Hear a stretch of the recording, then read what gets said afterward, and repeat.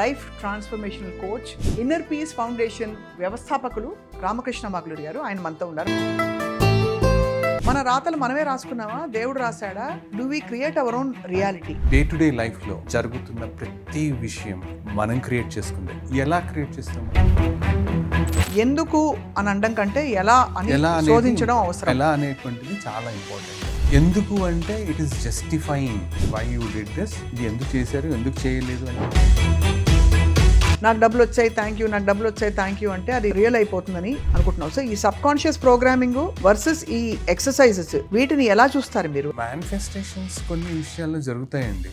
ఎక్కడైతే మీకు emotional charge తక్కువ ఉంటుంది, అంటే ఆ డెప్త్ ఆఫ్ ది గ్రూ ఎక్కువ ఉందనుకోండి, ఆ సంస్కారం గట్టిగా ఉందనుకోండి, అక్కడ మీకు మేనిఫెస్టేషన్స్ వర్క్ అవ్వవు. నాకు ఇంపార్టెన్స్ ఇవ్వట్లేదు, ప్రేమ ఇవ్వట్లేదు, నేను ఇతని కోసం ఇంత త్యాగం చేస్తున్నాను కానీ నాకు టైం ఇవ్వట్లేదు, పట్టించుకోవట్లేదు, చాలా మంది అమ్మాయిలు ఫీల్ అవుతారు. ఆయనకు ఉన్నా లేకపోతే ఇంటికి రాగానే ఫోన్లో పెట్టుంటాడు, లేకపోతే టీవీ పెట్టుకుంటాడు, అంతే తప్ప నాతో ఒక మాట కూడా మాట్లాడతాడు. నేను ఎందుకు ఇలాంటి రియాలిటీ క్రియేట్ చేశాను?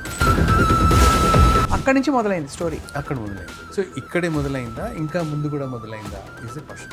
ఎంత ముందు వరకు వెళ్ళాలి మనం?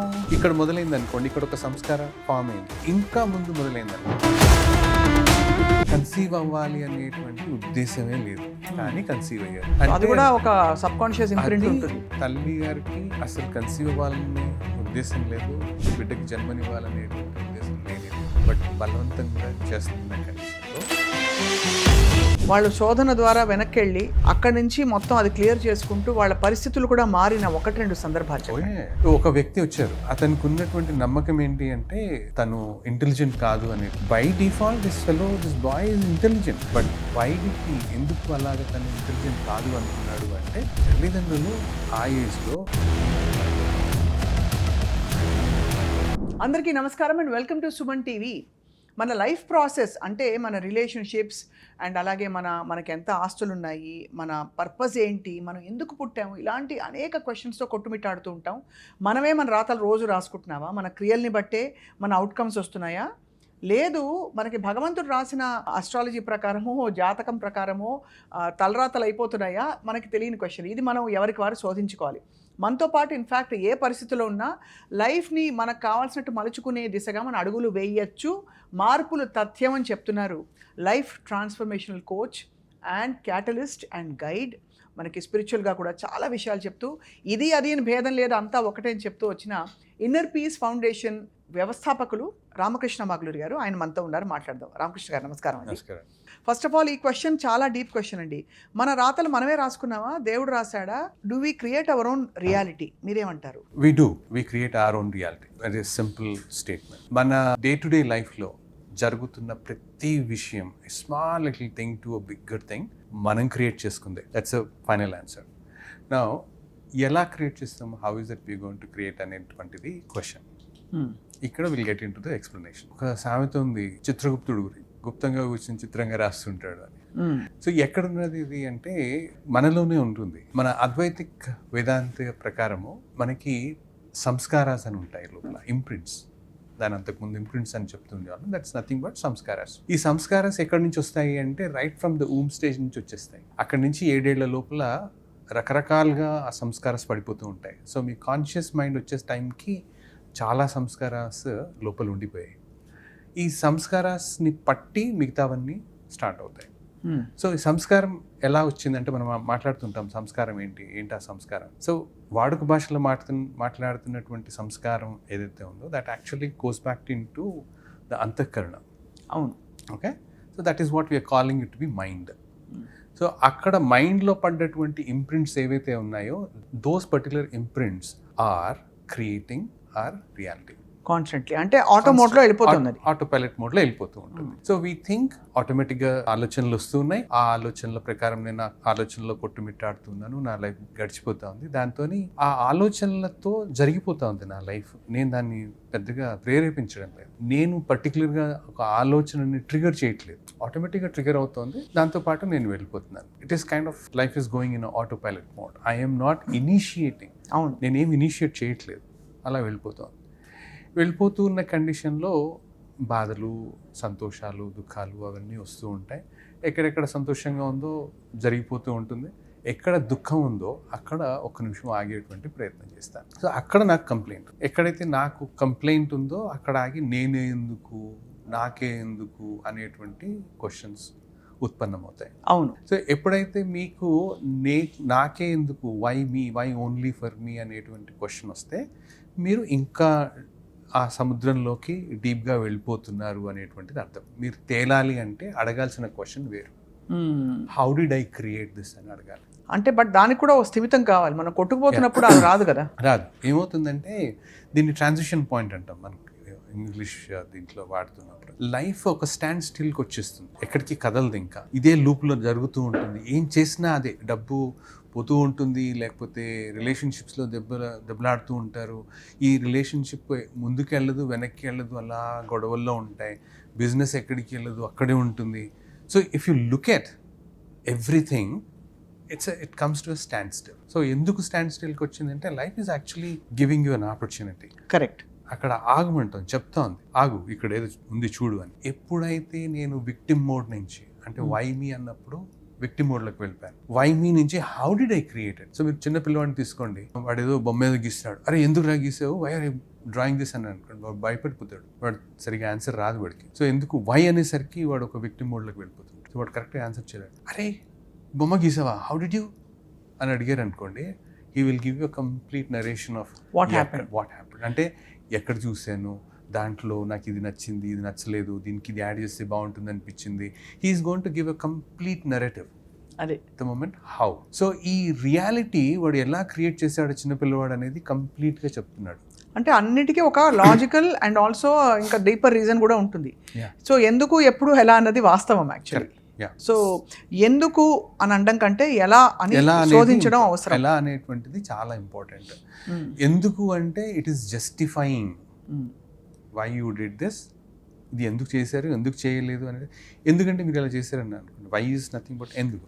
అదేంటి స్వప్న గారు ఎందుకు ఇలా చేశారు అంటే then you going to justify your action. అలాంటప్పుడు ఈ లా ఆఫ్ అట్రాక్షన్లో రామ్ గారు, లా ఆఫ్ అట్రాక్షన్ అని ఇప్పుడు బాగా ఆల్మోస్ట్ అబ్యూజ్డ్ వర్డ్ అయిపోయింది. ఇది మిస్యూజ్డ్, అబ్యూజ్డ్. ఎందుకంటే అందరూ ఏమనుకుంటారంటే లోపల ఏమున్నా పర్లేదు, పైకి మాత్రం నేను ఇవాళ 4 సార్లు ఒక పేపర్ మీద నాకు డబ్బులు వచ్చాయి థ్యాంక్ యూ, నాకు డబ్బులు వచ్చాయి థ్యాంక్ యూ అంటే అది రియల్ అయిపోతుందని అనుకుంటున్నాం. సో ఈ సబ్ కాన్షియస్ ప్రోగ్రామింగ్ వర్సెస్ ఈ ఎక్సర్సైజెస్, వీటిని ఎలా చూస్తారు మీరు యాజ్ అ కోచ్? ఈ మేనిఫెస్టేషన్స్ కొన్ని విషయాల్లో జరుగుతాయండి. ఎక్కడైతే మీకు ఇమోషనల్ ఛార్జ్ తక్కువ ఉంటుంది, అంటే ఆ సంస్కార, ఆ డీప్ గ్రూవ్ ఏదైతే ఉంటుందో, ఆ డెప్త్ ఆఫ్ ద గ్రూవ్ లేనప్పుడు జరుగుతాయి. డెప్త్ ఆఫ్ ద గ్రూవ్ ఎక్కువ ఉందనుకోండి, ఆ సంస్కారం గట్టిగా ఉందనుకోండి, అక్కడ మీకు మేనిఫెస్టేషన్స్ వర్క్ అవ్వవు.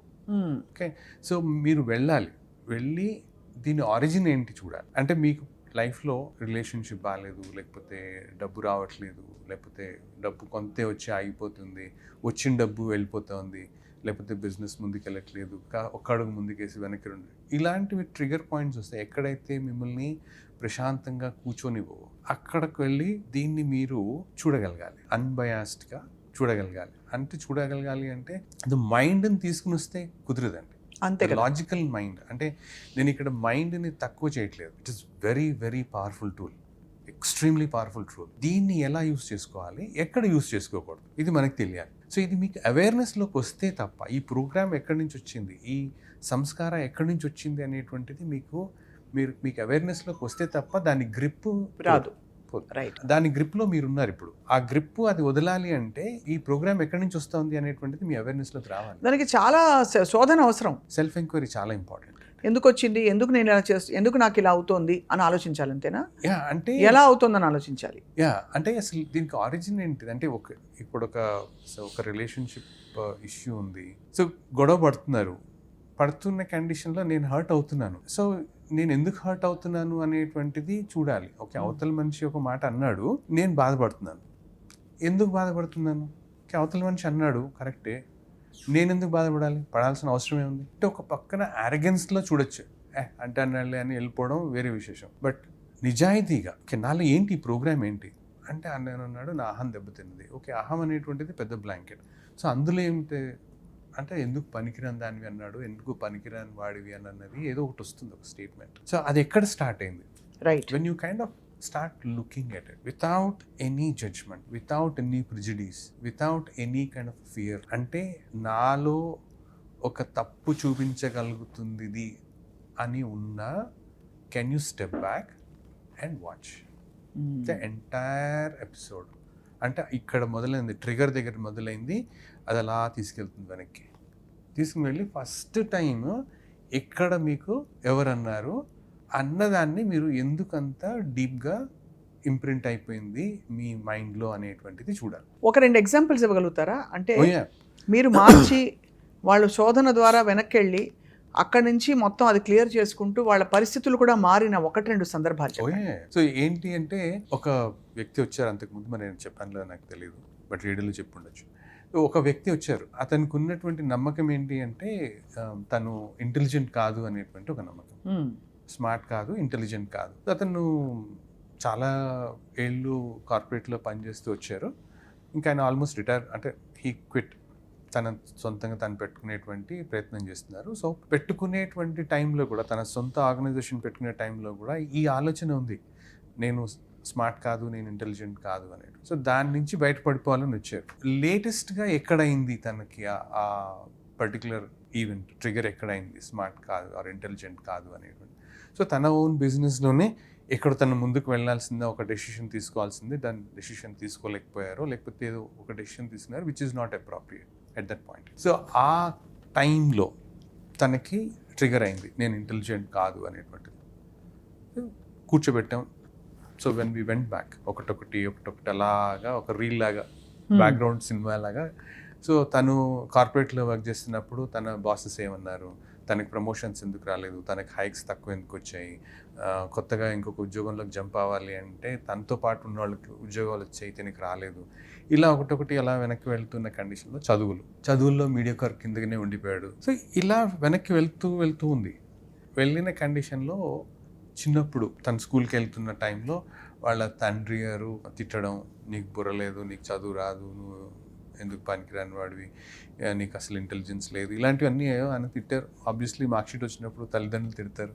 సో ఇది అయిపోయింది. దెన్ టీచర్స్, ఆ తర్వాత ఫ్రెండ్స్, అతనికి అవన్నీ గుర్తొచ్చాయి. అన్నీ ఒకటొకటి ఫ్లాష్ లాగా. అంటే when you're kind of watching it like a movie, ఒక రిక్లైనర్ సీట్లో కూర్చుని మీరు జరిగిన సంఘటనలన్నీ మళ్ళీ మీరు అప్రయత్నంగా అంటే మీరు అక్కడ కూర్చుంటే అది రీల్ జరగాలి, నేను ఆలోచిస్తాను అంటే కుదరదు. సో అక్కడ కూర్చోవాలి, you just need to allow mind అలాగా తీసుకుని వస్తుంది. మీ అవే సబ్ కాన్షియస్గా తీసుకొస్తుంది. మీరేం గట్టిగా ప్రయత్నం చేయకూడదు. ప్రయత్నం చేస్తే అయిపోతుంది, అది వెనక్కి వెళ్ళేది.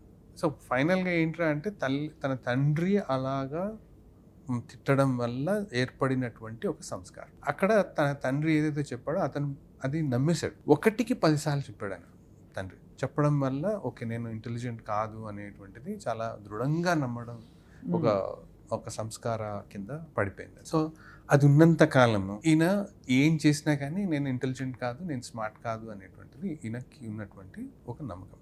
ఈ కార్పొరేట్ ప్రయాణంలో ఎవరన్నా తనకి అరే నువ్వు చాలా ఇంటెలిజెంట్గా, అంటే నువ్వు చాలా స్మార్ట్, నువ్వు ఇంటెలిజెంట్ అనేటువంటిది ఎవరన్నా అన్నారా అంటే అన్నారు, అనకుండా లేరు. కానీ హ్యాండ్ఫుల్ ఆఫ్ పీపుల్ అన్నారు, అరే వెరీ ఇంటెలిజెంట్ ఐడియా, చాలా బాగా చెప్పారు మీరు, చాలా యూఆర్ వెరీ స్మార్ట్ అనో, మీ విజ్డమ్ చాలా ఎక్కువ ఉందని, ఇలాంటివి ఏవి చెప్పినా కానీ ఇదేది వెళ్ళలేదు ఇంకా. ఎందుకంటే బిగ్గెస్ట్ థింగ్ ఏంట్రా అంటే you're not intelligent, you're not smart. ఇది ఎవరు చెప్పారు? చిన్నప్పుడు మీరే ప్రపంచం అనుకున్నటువంటి తల్లిదండ్రులు చెప్పినటువంటి మాట, ఆ తర్వాత గురువులు చెప్పినటువంటి మాట, ఇది బాగా స్ట్రాంగ్గా పడిపోయింది.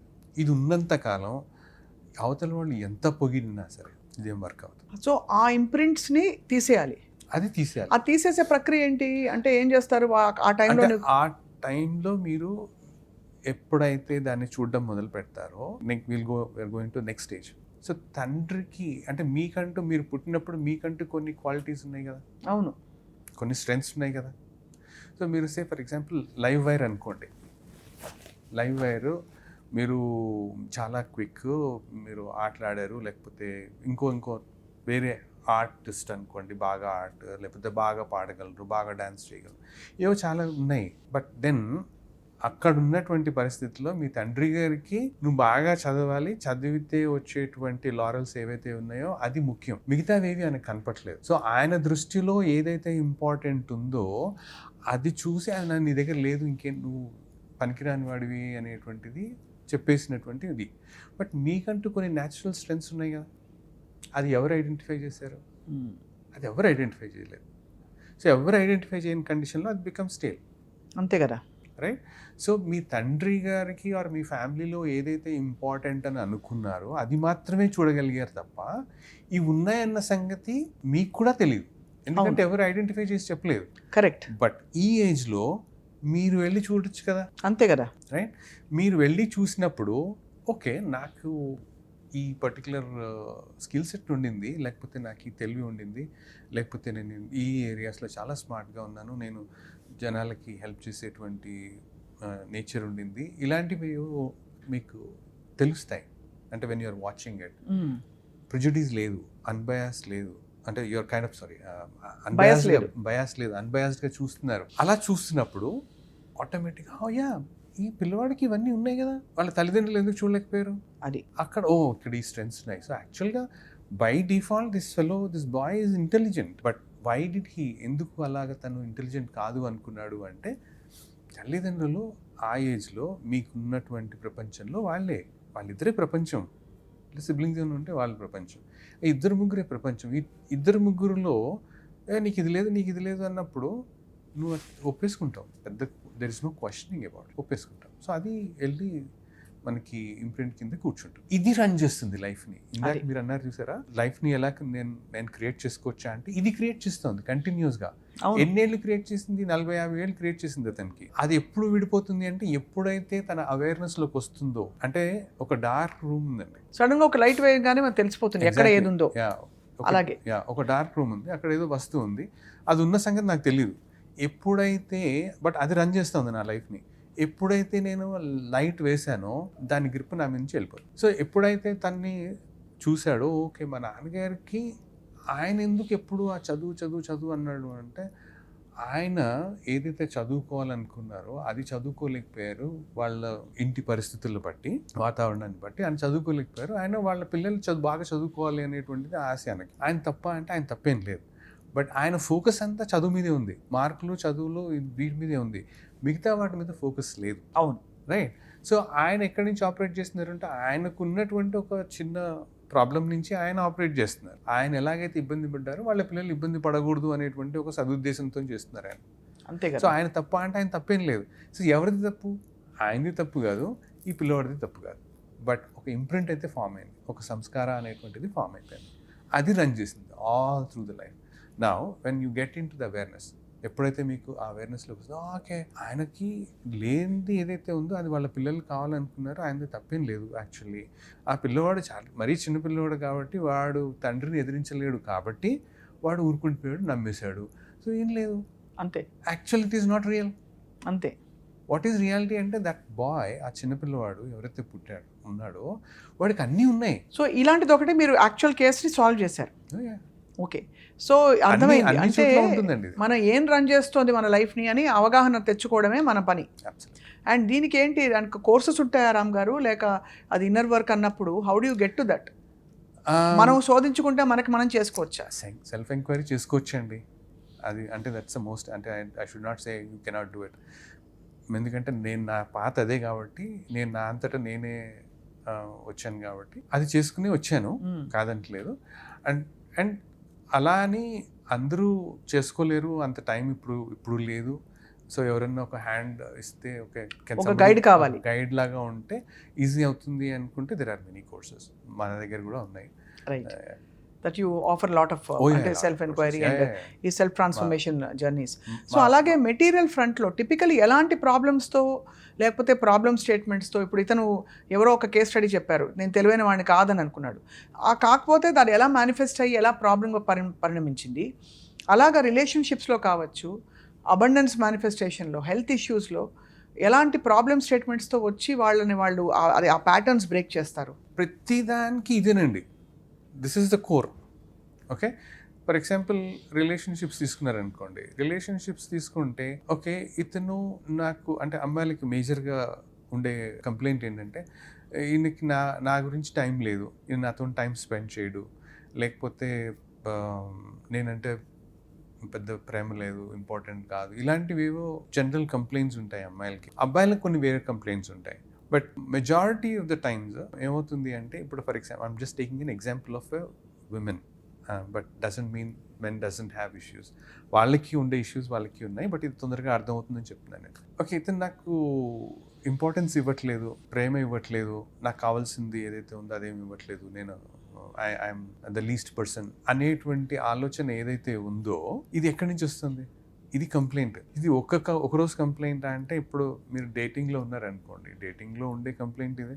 రేపు పొద్దున్న పెళ్ళైతే అప్పుడు పెళ్ళయ్యాక కూడా ఉండేటువంటి కంప్లైంట్ ఇదే. సో ఈ కంప్లైంట్ని మీరు జాగ్రత్తగా చూస్తే, అతను okay at this point in time మీకు అతను టైం ఇవ్వట్లేదు, కరెక్ట్. బట్ ఇలాంటి సిచ్యువేషన్ మీ అవేర్నెస్లోకి ఎందుకు వచ్చింది? మీరు ఎందుకు ఐడెంటిఫై చేశారు? సో నేను ఎంత మంచిదాన్ని, కానీ నేను ఇతని కోసం ఇంత త్యాగం చేస్తున్నాను, కానీ నాకు టైం ఇవ్వట్లేదు.